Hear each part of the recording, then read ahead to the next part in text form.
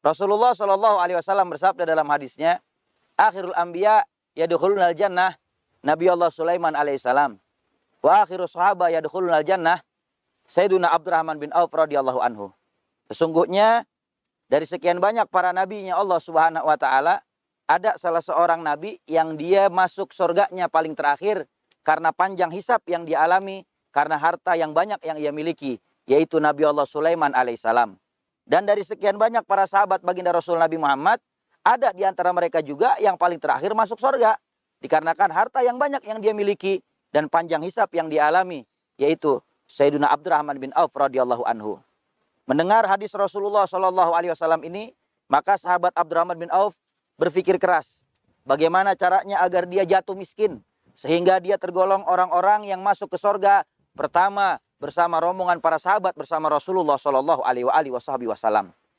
Singkat cerita, setelah peperangan Tabuk selesai, di kota Madinah para sahabat baginda Rasul Nabi Muhammad Shallallahu Alaihi Wasallam mereka sedang berpikir bagaimana caranya agar kurma busuk yang mereka miliki bisa laku terjual. Karena mereka khawatir kurma itu tidak akan terjual. Dan pada saat mendengar kabar itu, sahabat Abdurrahman bin Auf menjadikan ini sebagai peluang agar dirinya jatuh miskin. Singkat cerita, sahabat Abdurrahman bin Auf jual semua harta yang dia miliki. Lalu sahabat Abdurrahman bin Auf memborong semua kurma busuk para sahabat Nabi di kota Madinah dengan harga kurma biasa. Akhirnya terjadilah jual beli di antara mereka dan kedua belah pihak mereka gembira. Para sahabat baginda Rasul Nabi Muhammad SAW mereka gembira karena kurma busuk yang khawatir tidak terjual ini justru terbeli dengan harga kurma biasa. Dan sahabat Abdurrahman bin Auf juga gembiranya luar biasa karena dia yakin bahwa dia pasti akan jatuh miskin dan bisa masuk surga bersama golongan sahabat yang pertama masuk surga bersama Rasulullah SAW. Ternyata Allah punya kehendak lain. Datang beberapa utusan dari negara Yaman, membawa perintah dari raja untuk memborong semua kurma busuk yang dimiliki sahabat Abdurrahman bin Auf dengan harga kurma biasa 10 kali lipat. Dikarenakan di negara Yaman sedang terjangkit wabah penyakit yang mana harus disembuhkan dengan kurma busuk. Akhirnya semua kurma yang dimiliki sahabat Abdurrahman bin Auf diborong dengan harga 10 kali lipat kurma biasa oleh kerajaan Yaman. Dan dia untung berlipat-lipat dan menjadi orang yang kaya.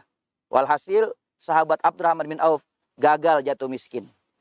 Dari cerita pendek ini kita bisa ambil pelajaran. Rezeki yang banyak itu datang dari kurma yang bagus apa dari kurma yang busuk?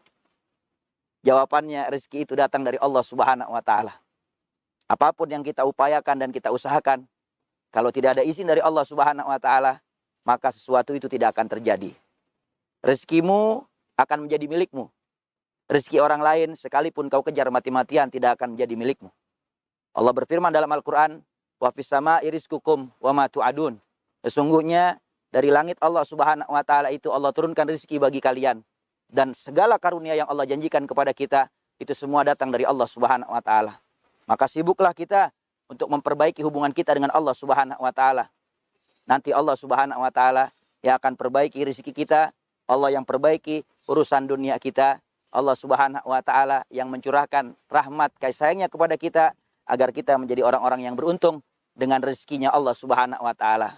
Karena bicara masalah rezeki bukan dilihat dari jumlahnya, tapi dilihat dari keberkahannya. Mudah-mudahan Allah berikan kita rezeki yang barakah, rezeki yang halal, rezeki yang thayyib, yang di dalamnya terdapat ridha Allah dan Rasulnya Nabi Muhammad, sehingga rezeki tersebut memberikan semangat buat kita untuk beribadah dan taat kepada Allah dan Rasulnya Nabi Muhammad SAW.